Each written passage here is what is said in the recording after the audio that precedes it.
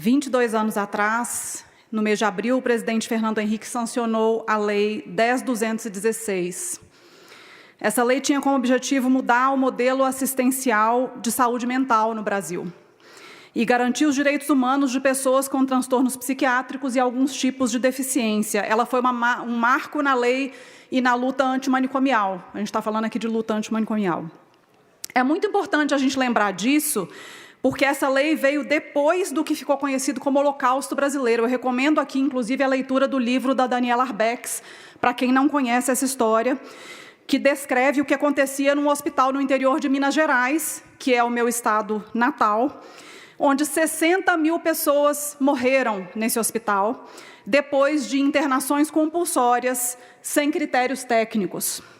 As pessoas eram submetidas aos piores tipos de maus tratos, as famílias muitas vezes não tinham nenhum conhecimento, nem visibilidade sobre o que acontecia lá dentro, que tratamento estava sendo feito, não tinham acesso a informações sobre diagnósticos e o que poderia ser feito para tirar aquele familiar dali, para poder incluir aquele familiar na sociedade.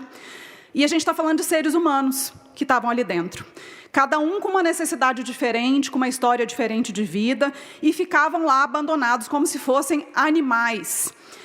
Pessoas com condições diferentes, a gente está falando de pessoas com síndrome de Down, com esquizofrenia, autistas, que possivelmente naquela época nem diagnóstico não tinham, disléxicos, pessoas com estresse pós-traumático, com depressão, e até casos muito tristes de uma coisa que era social naquela época, de internação compulsória de pessoas LGBTQIAP+, e de mulheres que eram consideradas desobedientes, bem entre aspas, pelas famílias. Mesmo com esses avanços que a gente vê todos os dias, a gente ainda tem perigo de retrocesso, infelizmente. Um estudo do doutor em psicologia social Marcos Roberto Vieira Garcia, publicado em 2012, mostrou que hospitais psiquiátricos na região de Sorocaba, entre 2004 e 2011, tinham quase 3 vezes mais óbitos por 1.000 internos do que o restante do estado, Vitão. Ou seja, um município só tinha quase o mesmo número de óbitos de internos que o restante do estado inteiro. Isso é muito sintomático. E isso foi depois da lei antimanicomial passar.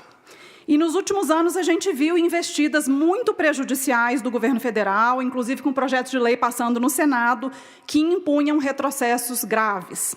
E por que eu estou falando disso tudo? Eu ainda estou me recuperando, que há 48 horas atrás eu fiz uma visita a um hospital psiquiátrico na cidade de São Paulo, um hospital psiquiátrico do estado. É um assunto que me toca muito particularmente, por 2 motivos. Um deles é que eu tive um tio, irmão do meu pai, que era esquizofrênico e passou grande parte de sua vida institucionalizado. E, em segundo lugar, porque eu tenho um filho autista de 15 anos com grande necessidade de suporte. Nessa visita, da qual eu ainda estou me recuperando, eu fiquei muito impactada com o que eu vi.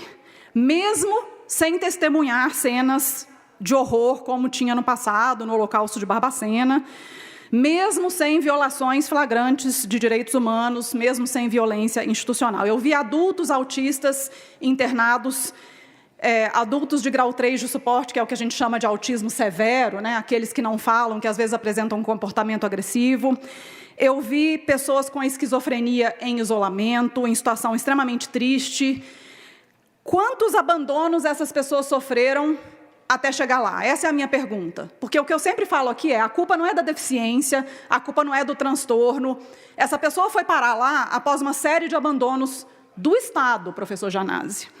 Faltou tudo. Faltou diagnóstico precoce, faltou intervenção precoce, faltou inclusão escolar, faltou intervenção intensiva durante a vida, faltou acesso à saúde, assistência social, faltou emprego assistido. Eu nunca vou esquecer de uma palestra que eu fiz em Cotia, que uma mãe me contou que ela estava com câncer, estava doente, e o filho dela estava em uma instituição, porque ele era um autista severo, e ela sabia que eles tinham quebrado o braço do filho dela 2 vezes em 1 mês. Mas ela não tinha como tirar ele de lá, porque ela não tinha como cuidar dele doente com câncer. Olha as escolhas que o Estado força algumas mães a fazerem. Eu não vi pessoas incapazes, eu vi pessoas excluídas ativamente pelo Estado, que falhou gravemente em tudo. O Estado falhou com essas pessoas e com suas famílias. E hoje a solução mais fácil foi isolar essas pessoas, tirar de vista e continuar sem dar suporte. Já caminhando para o encerramento, na semana que vem eu vou marcar a primeira reunião da Frente Parlamentar pela Saúde Mental, que eu protocolei aqui nessa casa, que teve uma adesão muito grande, porque a gente precisa, deputados, a gente precisa quebrar esse ciclo. Essas pessoas não chegaram lá à toa, elas chegaram lá após uma vida de abandonos, uma vida de abandono do Estado, principalmente. Eu trouxe aqui para essa tribuna dados de pessoas, falando de distúrbios psiquiátricos, pessoas com deficiência, mostrando que elas são 10 vezes mais propensas a sofrer violência do que perpetuar a violência. Quando a gente compara com a população em geral, essas pessoas são vítimas, elas não são as perpetuadoras de violência. Inclusive, eu me manifestei, eu fui uma das primeiras deputadas a falar com relação àquela fala do presidente Lula, quando ele falou com as pessoas de problema de parafuso, com relação à violência das escolas. Eu fui uma das primeiras deputadas a me manifestar, pedi uma retratação. Fiquei muito feliz que a retratação veio, inclusive já com uma proposta de política afirmativa.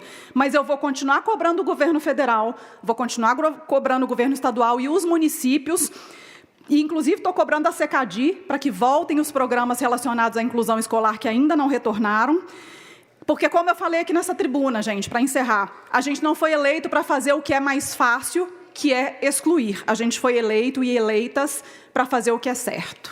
Muito obrigada.